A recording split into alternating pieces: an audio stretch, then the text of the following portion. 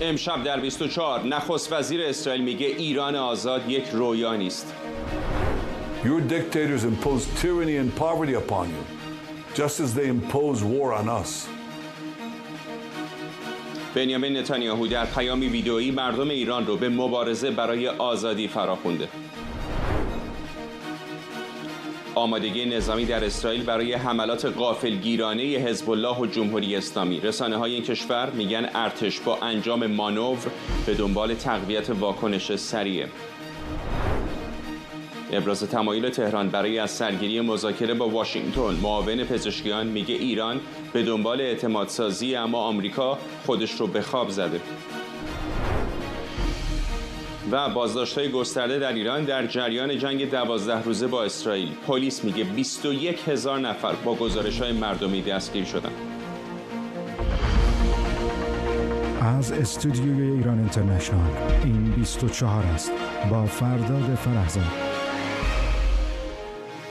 بینندگان ایران اینترنشنال در ایران و سراسر جهان سلام و وقت بخیر. بنیامین نخست وزیر اسرائیل در پیامی خطاب به مردم ایران اونها رو به مبارزه برای آزادی فراخوانده و گفته ایرانیان فرزندان کوروش بزرگند و اگر اراده کنند ایران آزاد به گفته او یک رویا نیست. نتانیاهو با اشاره به جنگ 12 روزه گفته رهبران ایران در این جنگ باخت سنگینی رو متحمل شدند. او با اشاره به بحران‌های داخلی ایران از جمله کمبود آب، برق و تورم گفته همه چیز در حال فروپاشیه و مردم ایران حتی آب برای فرزندانشون ندارن. The thirst for water in Iran is only matched by the thirst for freedom. So here's the great news. The moment your country is free, Israel's top water experts will flood into every Iranian city, bringing cutting-edge technology and know-how. We will help Iran recycle water, we'll help Iran desalinate water. And what would that look like? Just imagine water skiing again in the Karaj Dam with your families. Imagine walking hand in hand with your partner next to the bountiful river in Farachzad, which is now completely dried up.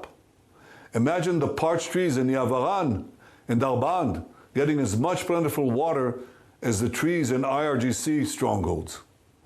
Imagine restoring the once stunning Urmia Lake in the northwest of Iran. Well, all this is not a dream. This can be your reality. But instead of making this a reality, your dictators impose tyranny and poverty upon you, just as they impose war on us. For 46 years, you've been denied the most basic human rights, the right to express yourself freely, to write, speak, sing, whatever you please. I have here the books of Iranians, impressive Iranian dissidents who write the truth and speak the truth, but it's published outside Iran. Such repression, such cruelty. You, the descendants of Cyrus the Great, you deserve much more. You don't deserve leaders who flee the country while you suffer alone during a difficult war. در همین حال رسانه‌های اسرائیلی میگن ارتش این کشور رزمایش گسترده‌ای با نام سپید دم و با هدف ارسال پیام بازدارنده روشن به ایران و حزب الله برگزار کرده. به گزارش رسانه‌های اسرائیلی این رزمایش که به رهبری ایال زمین کل ارتش اجرا شده بر تقویت واکنش سریع و توان عملیاتی ارتش در سناریوهای مختلف تمرکز داشته.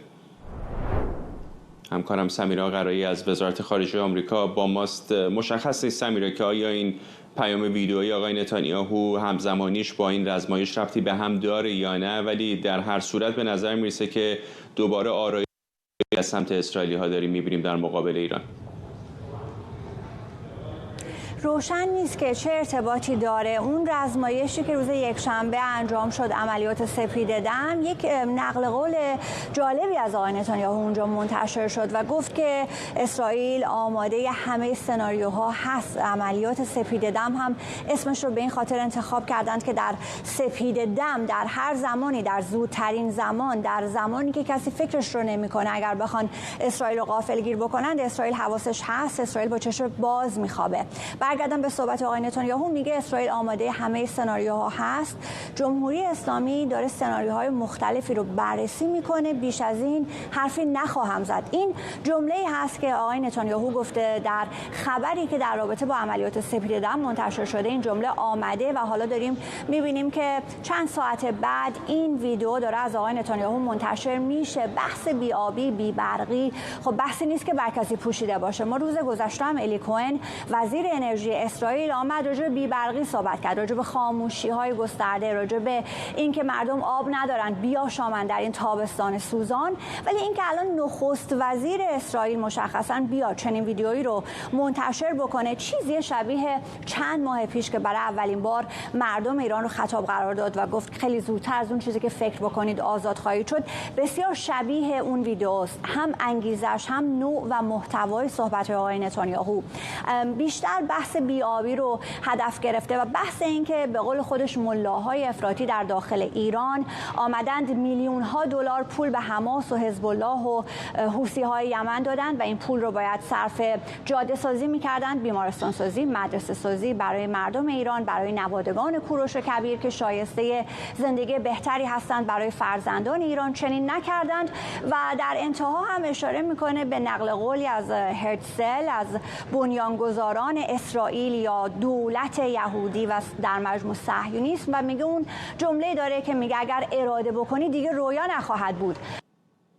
و میگه اگر شما دارید رویای ایران آزاد رو میبینید، اگر ارادش رو بکنید، این دیگه رویا نخواهد بود و عملی خواهد شد. ما همراه شما هستیم، من هستم، مردم اسرائیل هست، جهان آزاد همراه شماست. و 4-5 دقیقه ویدیو با این محتوا منتشر کرده. چندین منطقه از ایران، مشخصا از تهران رو نامش رو میاره، نیاوران، تجریش، فرهزاد، به دریاچه ارومیه اشاره میکنه، به سد کرج اشاره میکنه و در مجموع این بحث بحران بی‌آبی و بی‌برقی که در صحبت‌های مقام‌های جمهوری اسلامی هم در این چند روز زیاد مورد اشاره قرار گرفته، از اونها در واقع داره یک محتوایی به نفع دولت اسرائیل و خودش داره استفاده میکنه. اما این اشاره کردی به بحث رزمایشی که روز یکشنبه برگزار شد. اگر بخوام به اون برگردم، اون هم خبری بود که روزنامه معریف، روزنامه‌ای که به زبان عبری منتشر میشه، چاپ اسرائیل، او آمد گفت که یک رزمایشی بوده، یک مانور نظامی بوده که آمدن شبیه سازی کردند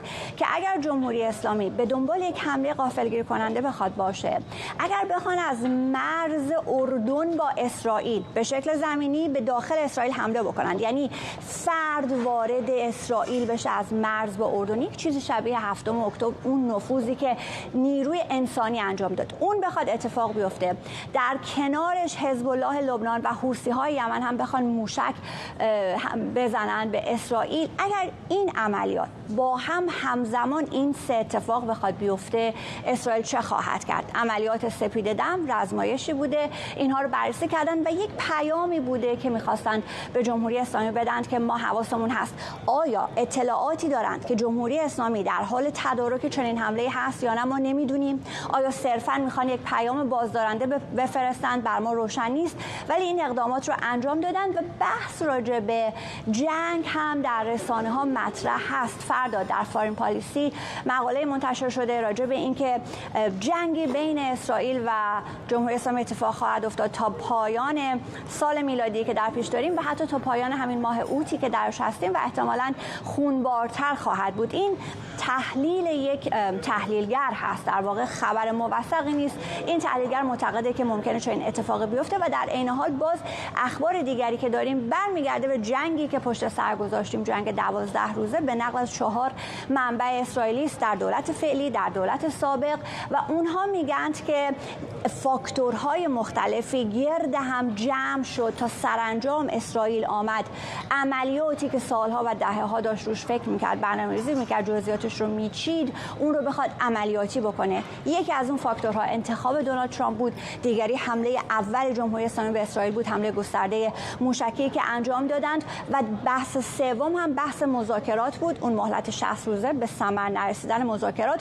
این منابع میگن وقتی اینا کنار هم جمع شدند، دیگه اون بحثی که ما دهه‌ها داشتیم روش فکر می‌کردیم که به جمهوری اسلامی چگونه حمله کنیم، به برنامه هسته‌ای چطور حمله کنیم، به تأسیسات هسته‌ای، این باعث شد که بخوایم به اون طرح‌ها جامعه عمل بپوشونیم.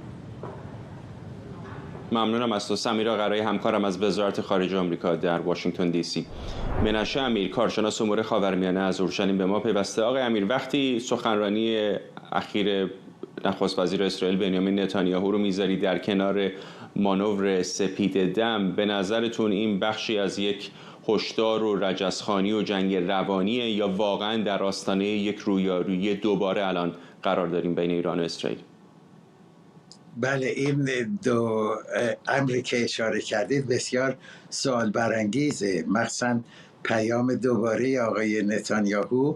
و یادآوری میکنم که درست یکی دو روز پیش از حمله جنگ 12 روزه نتانیاهو پیام مشابهی هم برای ملت ایران فرستاد و ابراز دوستی کرد و الان هم در پیام خودش میگوید که ما تجربه داریم در امر رفع مشکلات و ما حاضریم که این رو در اختیار شما بگذاریم. دو نکته رو باید بگم. البته پیشگویی کار نابخردان است، ولی ارزیابی خودم رو ارائه میکنم که آقای نتانیاهو و بسیاری از مقامات ارشد سیاسی و نظامی ایران، اسرائیل، بر این باورند که برنامه‌ای که در جنگ 12 روزه داشتن ناتمام ماند و این به دستور آقای ترامپ بود. اسرائیل میخواست مرحله آخر رو انجام بده که متاسفانه نشد. یادآوری میکنم که صدا و سیما رو زدن، بعد مراکز فرماندهی ناجا، فتا و بسیج رو در تهران زدن و داشتن ادامه میدادن که متاسفانه جنگ ناتمام ماند و این در حالی که تا اونجایی که من احساس میکنم و ارزیابی میکنم اسرائیل در نظر داشت که همه مراکز فرماندهی و سرکوبگری رو در سراسر ایران نابود بکنه. یک ناخرسندی یا یک ناراحتی در بین سیاستمداران اسرائیل من احساس میکنم و اون این که خطاب به ملت ایران که ما راه رو برای شما هموار کردیم، انتظار داشتیم که شما به پا خیزید و این رژیم رو براندازید. کار براندازی رژیم کار ما نیست، کار خود شماست. شما باید این رو انجام بدید و این پیام آقای نتانیاهو به نظر من در همین راستا بود که ایرانیان رو تشویق بکنه، دلگرم بکنه که الان زمانش رسیده است که به پا خیزن. در مورد رزمایش باید بفهمید. در مورد رزمایش بگید، بعد یک سوال دیگه میخوام ازتون بپرسم.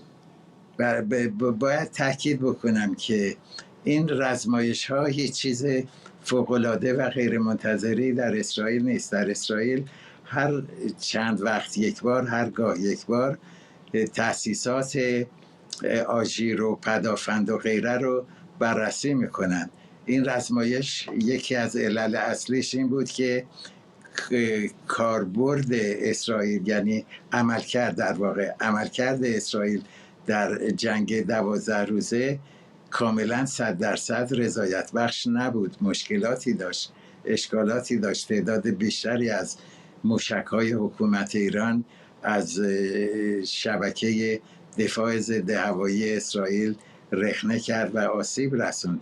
مسلم است که الان میخواهند که با یک عملیات غافل که از پیش اعلام نشده اینها رو دوباره بررسی بکنن و ببینن که چه مشکلاتی داشتن، چه تغییراتی باید بدن و غیره و غیره. همه اینها رو گفتم، ولی در پایان کلام باید تاکید بکنم که اسرائیل احتمال حمله غافلگیر کننده حکومت ایران رو هر اندازه هم که از دیدگاه من غیر منطقی و نابجا باشه دور نمیداره و همیشه میخواهد که خودش آماده باشه برای هر گونه احتمالی و غافلگیر نشه. اشاره کردید که به باور بسیاری در اسرائیل کار این کشور در ایران ناتمام باقی ماند، اما اون هدف اصلی که به نظر میرسه به عقب راندن برنامه هسته ایران بود و مهار برنامه موشکیش تا اندازه‌ای، فکر میکنم خیلی اتفاق نظر دارن که اون به دست آمده. حالا فارغ از اینکه واقعا تغییر رژیم آیا هدفی بوده یا نه، الان آیا از حتی منظر بین‌المللی و توجیه سیاسی کار دشواری برای اسرائیل نخواهد بود که اگر دوباره بخواد درگیر بشه، در حالی که جمهوری اسلامی دست کم در این لحظه که داریم صحبت میکنیم برنامه هسته‌ایش به نظر نمیرسه که دیگه تهدید آنی علیه اسرائیل باشه؟ بله، به همین جهت هم من میگویم که احتمال اینکه اسرائیل به یک حمله غافلگیر کننده دوباره دست بزنه با اینکه هدفهای اصلیش که همان تغییر رژیم هست عملی نشد، یکی از عللش این است که 18 روز دیگر پایان مهلت مکانیزم ماشه است. بعد اسرائیل ببینه که کشورهای اروپایی چه میکنن. دوم این که بحران آب و کمبود برق به مرحله رسیده که داره به نقطه انفجار نزدیک میشه و بگذارید که خود مردم ایران این کار رو بکنن. در مورد اینکه شما قوانین و منشورها و معاهدات بین المللی رو ذکر میکنید که نباید به رده سیاسی کشور دیگری حمله نظامی کرد، این رو اسرائیل قاطعانه رد میکنه. میگوید که تمام خود علی خامنه ای او فرمانده نظامی هست، فرمانده کل نیروهای مسلح حکومت ایرانه. خود او هست که این سیاست ها رو تعیین میکنه، خود او هست که دستور مرگ بر اسرائیل و نابودی اسرائیل رو داده و غیره. بنابراین البته تمام سران سیاسی دنیا معمولا فرمانده کل قوا هم هستن دیگه، از رئیس دولت آمریکا بگیرید تا اسرائیل تا جمهوری اسلامی. مرسی، تشکر میکنم، ولی این هیچ مسئولیتی ایجاد نمیکنه. شخصی که با شعار مرگ بر اسرائیل به روی کار آمد، شخصی که برنامه‌های اتمی حکومت ایران رو ادامه داد، شخصی که دستور داد موشک‌هایی ساخته بشه که اسرائیل رو نابود بکنه، در یک چشم به هم زدن و گفته بود که اگر اسرائیل غلطی بکنه ما تل‌آویو و حیفا رو نابود میکنیم، شخصی که دستور داد و پول ملت ایران رو در راه نیابتی ها مصرف کرد و از ملت محروم ایران رو نیازهاشو نادیده گرفت، این یک فرد سیاسی نیست، یک فتنه‌گر، یک شیطان، یک فرمانده نظامی هست و باید الان در اسرائیل این اندیشه قوت میگیره در بین تمام احزاب، نه فقط اکثریت و احزاب حاکم بلکه در احزاب اقلیت هم، که سر مار رو باید زد. تا موقعی که سر مار زده نشه این مشکل حل نخواهد شد، یعنی نه مردم ایران نجات پیدا خواهند کرد و نه منطقه خاورمیانه روی آرامش به خود خواهد دید. بنابراین وقتی که امنیت یک کشور توسط فردی که اونیفرم نظامی پوشیده یا اونیفرم نظامی نپوشیده مثل سرکوبگران و جنایتکاران زندان اوین، اینها عملاً افراد نظامی هستن، افرادی هستن که امنیت رو، زندگی مردم رو، زندگی همسایگان رو به خطر می اندازن و باعث پایه‌گذاران جنگ هستن. بنابراین حذف اونها یک هدف مشروع هست از نظر اسرائیل. ممنونم از شما. منشه امیر، کارشناس امور خاورمیانه از اورشلیم با ما. جالب هست همزمان با همین پیام ویدئویی بنیامین نتانیاهو الان می‌بینم نفتالی بنت نخست وزیر پیشین اسرائیل هم دقیقاً پیام مشابهی در شبکه اجتماعی اکسش منتشر کرده. معاون اول رئیس جمهوری ایران با اشاره به مذاکره احتمالی با آمریکا گفته تهران به طرف مذاکره کننده گفته جمهوری اسلامی حاضر به اعتماد سازی با آمریکاست، اما به گفته محمد رضا عارف واشنگتن انگار خودش رو به خواب زده. آقای عارف گفته در شرایط مناسب میشه با عزت مذاکرات مستقیم انجام داد، اما جمهوری اسلامی از غنیسازی اورانیوم نمیگذره و طرح غنیسازی صفر هم یک شوخی بزرگه. آرش علایی از کاخ سفید با ماست. آرش، در واشنگتن چطور میبینن حرفای این چنینی رو، زمزمه های مذاکره مستقیم رو؟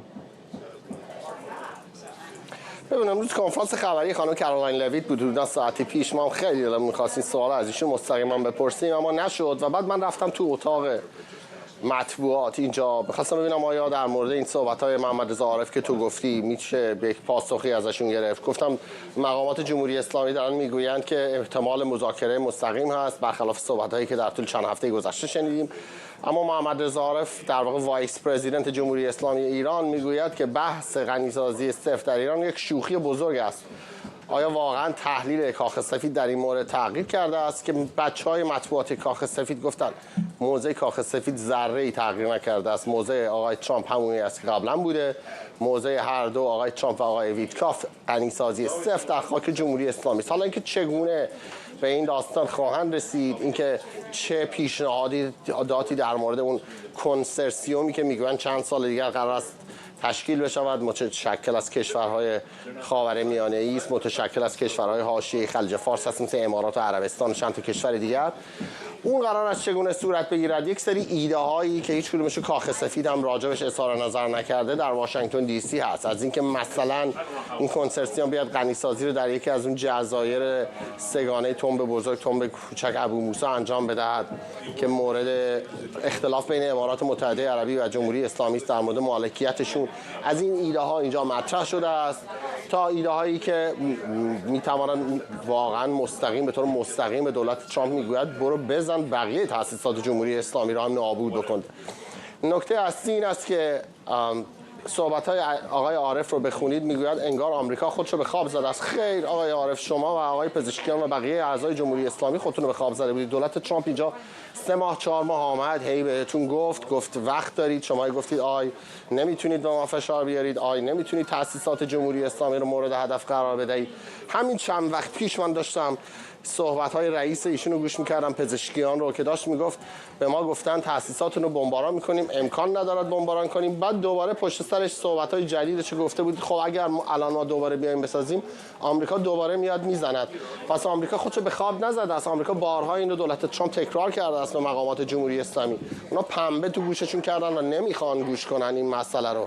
و تنها چیزی که در این مورد من میتونم بگم جزء صحبت‌هایی است که من به عنوان فردی که تاریخ جمهوری اسلامی، تاریخ ایران رو سالها خوندم و نقل قول هایی که از افراد مختلف شنیدم در مورد ایران، نقل قولی که از آقای ترامپ در دوره اولش بود بازگو میکنم. ایشون گفت ایران در 500 سال گذشته حتی یک بار در یک جنگ به پیروزی نرسیده ولی در یک مذاکره شکست نخورده است. فرصت مذاکره برای امثال عارف و پزشکیان وجود داشت ولی الان آقای ترامپ به قول خودشون تأسیساتشون رو کاملا منهدم کرده است. چه دلیلی دارد رئیس جمهوری آمریکا بخواد دوباره بیاید پای میز، مخصوصا وقتی آقای ترامپ میگوید لحن مقامات جمهوری اسلامی زننده است، وقتی میگوید حرفایی میزنن که نباید بزنن و بنابراین الان کاخ سفید دلیلی ندارد اولویتش رو بخواد بالا پایین کند برای اینکه آقای عارف مثلا خیالشون راحت باشد. ممنونم از تو آرش علایی، همکارم از داخل کاخ سفید با ما.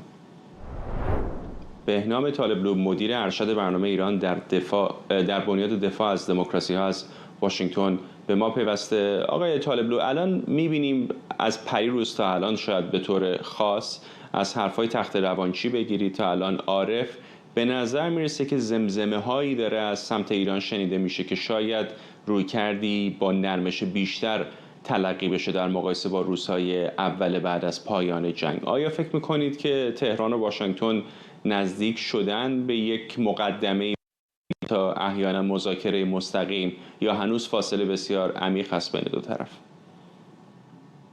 ممنونم از دعوتت فرداد خان. ببینید سوال بسیار کلیدیه، چون این بازگشت به نرمش یا به عبارت دیگر همون نرمش قهرمانانه که سپتامبر 2013 ما برای اولین بار نزدیک همین اجلاس سازمان ملل از طریق خود آقای خامنه‌ای شنیده بودیم، این یک بازگشت به سیاست کهنه جمهوری اسلامیه که همونجوری کجدار مریضی یه خورده شلکن سفکن ایجاد کنن یا با دیپلمات‌های غربی یا با آژانس بین‌الملل یا با رسانه‌های بین‌المللی که یه خورده زمان واسه خودشون بخرن. دقیقاً اون تناقضی که خود دوست مشترکمون آقای آرش علایی الان بهش اشاره کرده بودن که قبل از حمله پزشکیان یه چیزی را برای تأسیسات هسته‌ای به اون اراده نظامی آمریکا اشاره کرد بود و بعد از حمله گفت نه دوباره آمریکا شاید بیاد این تاسیسات رو بمباران کنه اگه ما بازسازی کنیم.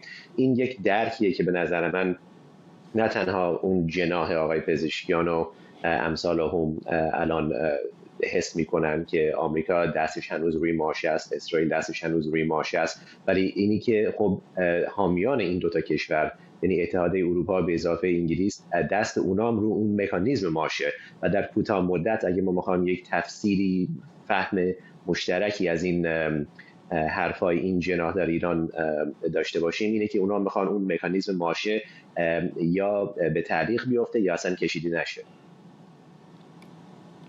این موضوع توقف غنیسازی الان بارهاست که مطرح شده و به نظر میرسه یکی از اون مواردی که مقامات جمهوری اسلامی علیرغم هزینه سنگینی که در جنگ 12 روزه دادن حاضر نیستن ازش عقب نشینی بکنن. آیا با توجه به شناختی که شما از واشنگتن دارید این میتونه چیزی باشه که طرف آمریکا یک مقدار سرش امتیاز بده که یک توافقی صورت بگیره که هر چقدر محدود اما ایران اجازه داشته باشه به غنیسازی ادامه بده؟ این سال واقعا گره خورده به جریان‌های داخلی و سیاسی آمریکا. مثلا دیدیم که 2015 یعنی از 2013 تا 2015 جناح چپ آمریکا حزب دموکرات واقعا حاضر بودن چنین امتیاز به دولت جمهوری اسلامی بدن، یعنی غنیسازی کم، غنیسازی محدود و اون محدودیت‌ها پس از یه دهه برداشته میشه، یه سری اعتماد بین دو طرف جو میشه یعنی ساخته میشه و تحریم هم در اون فازهای اول اون قرارداد به نام برجام برداشته میشه. ولی دیدیم که نه تنها نتیجه نداد ولی جمهوری اسلامی رو تمام اون اموری که خودش رو مجهز کرده بود گستاخانه تر وارد تمام اون میدان ها شده، چه موشکی، چه نمیدونم سرکوب داخلی، چه پهپادی و چه شبه نظامی های مختلفی که در منطقه ایجاد کرده بودن. بنابراین به نظر من در کوتاه مدت این حزب راست آمریکا سود داخلی نمیبینه که برگرده به اون سیاست شکسته یک دهه پیش حزب رقیب داخلیشون و بنابراین سر همین موضوع فکر نکنم کم بیارن یا شل کنن به اصطلاح، ولی همزمان هم هنوز دنبال یک قراردادی هستن که در کوتاه مدت پای آژانس رو دوباره به ایران برگردونه و همینه که بتونن بگن ما نه تنها با ابزار نظامی ولی با روش در نهایت صلح‌آمیز رفتیم جلو.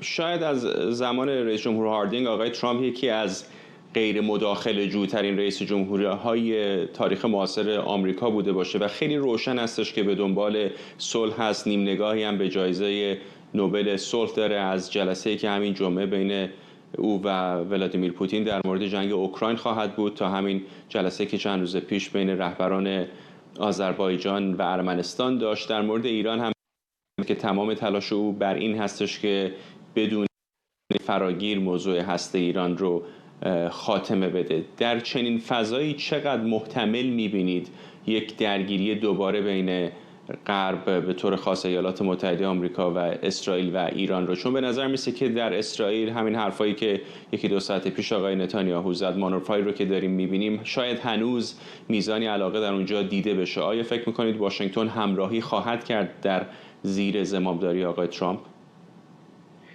با اجازه یک اشاره کرده بودی به یک قیاس تاریخی با آقای رئیس جمهور فکر کنم حدوداً 100 سال پیش تقریبا میشه گفت آقای هاردینگ. من فکر کنم یک قیاس کمی بهتر با خود آقای پرزیدنت اندرو جکسونه که نه اینکه مثلا 100% پشت کرده بود به عملیات نظامی یا مداخله نظامی خارجی، ولی بلکه وقتی وارد اون نوع عملیات میشد سریع میخواست اون رو تموم کنه و بدون هیچ محدودیتی وارد اون نبرد نظامی سیاسی میشد و ما دقیقاً اون جنگ 12 روزه به اصطلاح بین اسرائیل و آمریکا وقتی آمریکا پاش کشیده شد جلو، دقیقاً ما دیدیم که ترامپ آمریکا رو وارد کرده دقیقاً به همون شیوه و روش و راهبرد مدل اندرو جکسون، یعنی پرهیز میکنه از این نوع درگیری‌های نظامی، یعنی تا یه حدی سعی میکنه خودش رو دخیل ندونه ولی وقتی پاش کشیده میشه جلو هیچ مثلا محدودیتی قائل نیست و سعی میکنه هر چی سریعتر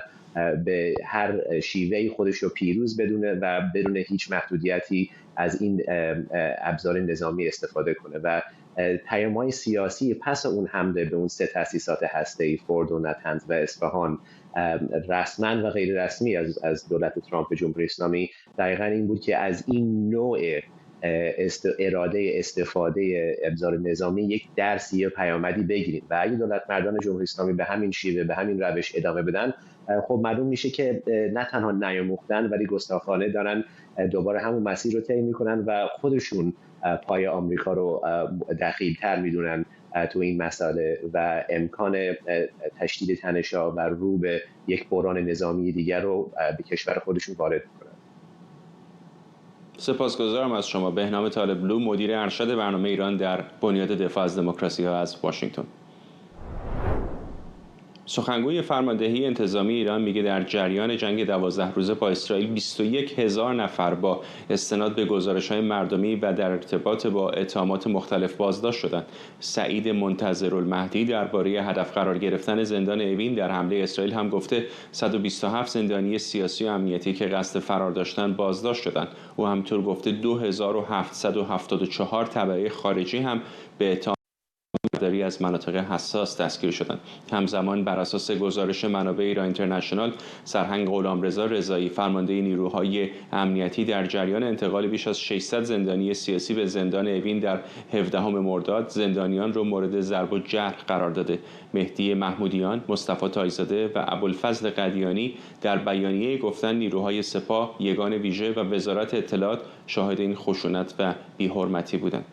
رضا اکفانیان، روزنامه‌نگار و فعال حقوق بشر از بروکسل با ماست. آقای اکفانیان، 21,000 نفر در فاصله چند هفته از پایان جنگ رقمی به دشواری قابل باور هست حتی برای جمهوری اسلامی. به نظر میسه که یک شرایط امنیتی بسیار پیچیده‌ای در ایران الان برقرار هست. با بعضی ها که در تهران صحبت میکنم حتی جرایم بسیار ساده هم به سادگی اونها رو بازداشت میکنن، حبس‌های طولانی میذارن. چه وضعیتی الان در داخل ایران حاکمه؟ بله خب ببینید فرزاد جان، این آمارهایی که در واقع من بگم آمارهایی که مقامات جمهوری اسلامی میدن، یعنی از همون اولش باید بگیم که معلومه که یک دست و واقعی نیستند، ولی از یه برم آدم فکر کنه خب بله واقعیه. میدونیم که خب یه روز رئیس قوه قضاییه میاد میگه 2000 نفر رو بعد جنگ 12 روز بازداشت کردیم. حالا سخنگوی پلیس میگه 21,000 نفر رو فقط با گزارش‌های مردمی گرفتن. از اون برم خب وزیر اطلاعات میاد میگه عدد 7 میلیون گزارش مردمی رو میده. اینا اصلاً با هم نمیخونه. یعنی از دو جهت میشه به نظرم به این مسئله نگاه کرد. یکی این که ما خب حدود 20 نهاد ناامنی باید بگم توی جمهوری اسلامی داریم، هزاران زندان و بازداشتگاه که ممکنه واقعا با اون قطع اینترنت و کارهایی که کردن تو ایام جنگ و روزهای بعدش حتی 30,000 نفر رو هم خب میشه گفت بازداشت ممکنه کرده باشن و بعدش برخی رو آزاد کرده باشن. الان هم میدونیم پرونده برخی رو با اون پرونده سازی سنگینی انجام دادن، فرستادن به دادگاه و در انتظار حکم هستن. حتی خب 20 نفرشون رو سخنگوی قوه قضاییه گفته تا الان متهم شدن به جاسوسی، یعنی ممکنه اعدام بگیرن. حالت دومش اینه که خب این اعداد رو بر اساس واقعیت نمیگن، بلکه واسه مدیریت فضا اینجور پیش میرن. یعنی یک جا میان آمار رو بزرگ میکنن تا بترسونن مردم رو احیانا از اعتراضات دوباره، یک جا کوچکتر میکنن تا فشار بین‌المللی روی خودشون کم بشه. یعنی هر جا به سود یا ضررشون باشه آمار متفاوتی متاسفانه خب ارائه میدن. حتی میبینیم واسه موضوع فرار یا خروج زندانیای اوین هم رابطه متناقضی میدن. وقتی این همه اختلاف تو آمار رسمی هستش، یعنی پشت ماجرا یا پنهانکاری یا اهداف تبلیغاتی و دنبال شفافیت و گفتن حقیقت متاسفانه نیستن. از یه طرف هم کل این فضا رو اگه کنار هم بذاریم می‌بینیم یه الگوی مشخصی رو جمهوری اسلامی داره دنبال میکنه. ما روایت‌های مردمی رو شما اشاره کردید داریم، میدونیم چه خبره. از این بریم یک بازداشت‌های وسیع انجام میدن، آمارهای متناقض ارائه میدن، استفاده از اتهامات امنیتی مثل جاسوسی بدون شفافیت و کنارش فشار وحشتناکی رو می‌بینیم که روی زندانی‌ها و بازداشتی‌ها وجود داره. این جور دشمنسازی داخلی به نظر من واسه اینه که به نوعی بتونن سرکوب رو و در کنار ناتوانی خودشون توجیه بکنن.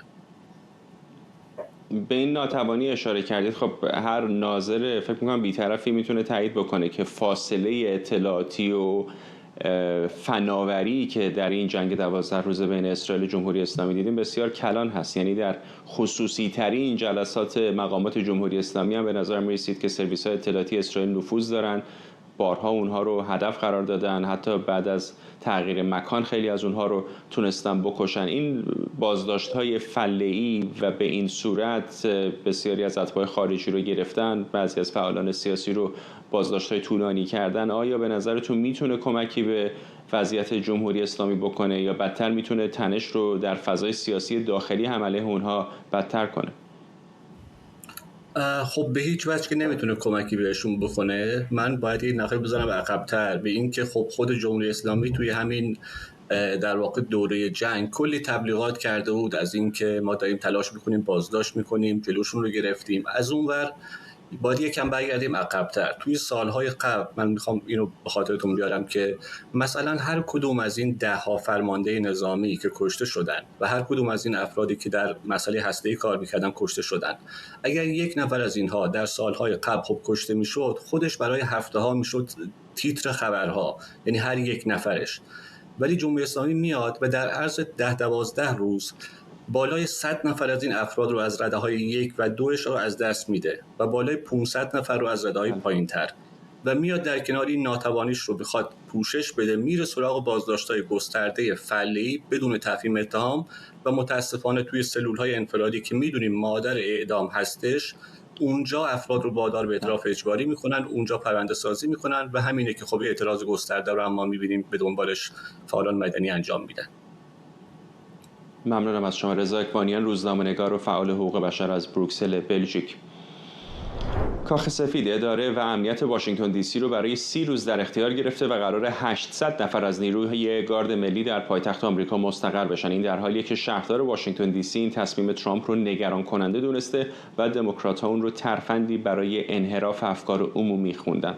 همکارم اردوان روزبه از واشنگتن به ما پیوسته. اردوان، چه اتفاقی دقیقاً داره میفته در پایتخت آمریکا؟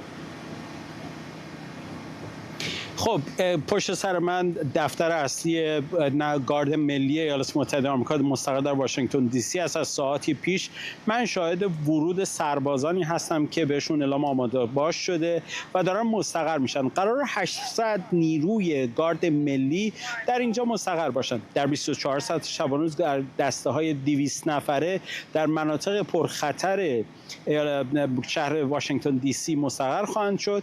به خصوص این عملیات رو پیش از این با کمک FBI تعدادی از اونها در خیابان یو در این شهر آغاز کردند. اونها اعلام میکنن که نیروهای FBI که دست کم 120 نفر هم بودن در راستای همین فرمان اقدام به عملیات کردند، سلاح غیر مجاز پیدا کردن و جلوی درگیری‌ها و همچنین حمل مواد مخدر رو گرفتن. اما موضوعی که الان شهردار دی سی هم بر سرش خیلی بحث داره، بر سر این هستش که ابهاماتی وجود داره که ممکنه باعث این بشه که حقوق شهروندی افراد در این پروسه به خطر بیفته.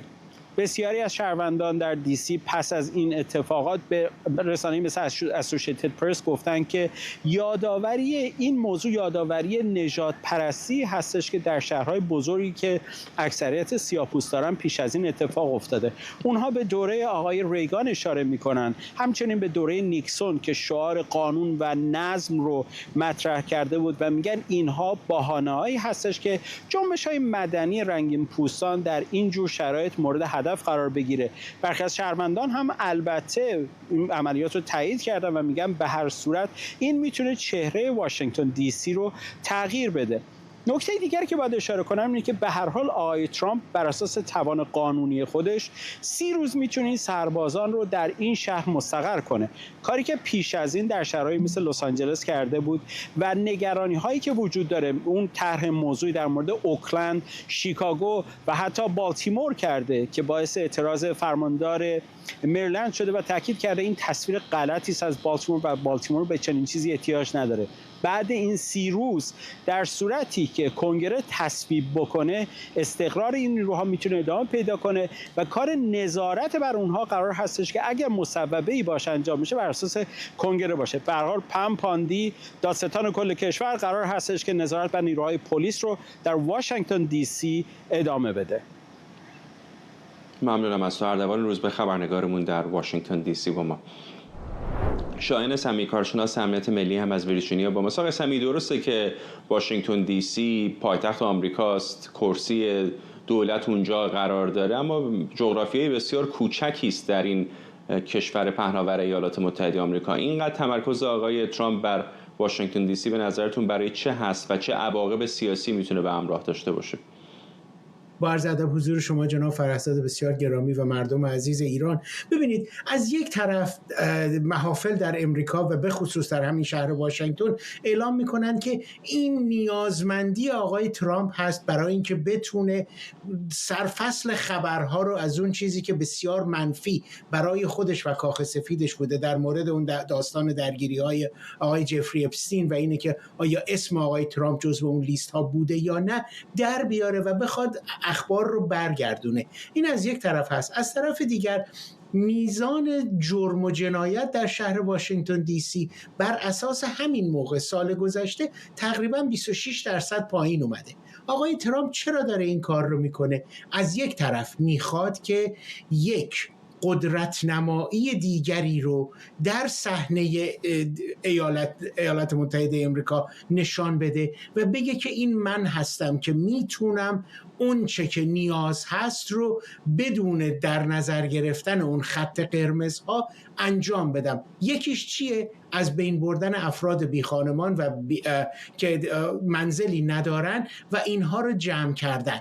از چه طریقی داره وارد میشه؟ از طریق اینه که بیاد بگه پلیس شهر واشنگتن دی سی رو برای 30 روز به خدمت دولت فدرال در میارم. این رو شما به درستی اشاره فرمودید. ایالات متحده و واشنگتن دی سی یه جایی است در 26 کیلومتر مربع وسعت داره و طبق دستور قانون اساسی امریکا به عنوان یک ناحیه که جزو هیچ یک از ایالت‌های امریکا نیست در آمده و در سال 1973 این مجلسین امریکا بودند که توانایی داشتن شورای شهر و انجام امور شهر رو به یک شورا دادن، نه به رئیس جمهور. اما رئیس جمهور به خاطر اینه که رئیس دولت فدرال هست و اینجا هم محل وقوع دولت فدرال هست، حق این رو داره که پلیس رو به صورت فدرالیزه در بیاره. اما خیلی هم توافق نظر دارن که واشنگتن دی سی وضعیت امنیتی جالبی نداره، بی خانمان‌ها زیاد هستن. همین کوچک بودن جغرافیایی نمیتونه به آقای ترامپ کمک بکنه که اگر موفقیت آمیز باشه عملیاتش در دی سی، شاید بتونه اون رو به عنوان شابلونی برای مابقی کشور هم اعمال بکنه. کوتاه اگر بفرمایید ممنون میشم. درست میفرمایید، ولی آقای ترامپ به مشکلی که برخواهد خورد اینه که بقیه ایالت‌ها به خاطر اینه که مستقل از واشنگتن دی سی هستن و خودشون فرماندار دارن و اون فرماندار رئیس قوای گارد ملی اونها هست، این مسئله رو برای آقای ترامپ بغرنج میکنه که ایشون اون توانمندی رو پیدا نمیکنه که این نیروها رو اونجا ببره، مگر اینکه بیاد بگه یک حالت اورژانسی وجود داره و اون حالت اورژانسی هم فقط به ایشون یک بازه زمانی ماکسیموم 30 روزه میده. و باز هم خیلی کوتاه‌تر اگر بفرمایید، آیا میتونه این اگر موفقیت آمیز باشه این شهر رو از یک شهر به طور سنتی دموکرات تبدیل به جمهوری خواه بکنه؟ این امکانش هست، ولی مسئله اینجاست که تعداد رای دهنده دموکرات ها از این 700,000 نفری که در واشنگتن دی سی زندگی میکنن الان یه چیزی حدود 490,000 ثبت نام شده دموکرات هستن. باید اون بافت عوض بشه و اون بافت هم در حال حاضر بیشتر به سمت دموکرات هاست، چون جمهوری خواه ها سعی کردن که واشنگتن دی سی رو نادیده بگیرن. ممنونم از شما. شاهین سمی، کارشناس امنیت ملی از ویرجینیا با ما. و ممنونم از شما که بیننده برنامه 24 امشب بودید. این برنامه رو کمی دیرتر میتونید دوباره در یوتیوب ایران اینترنشنال باز هم ببینید.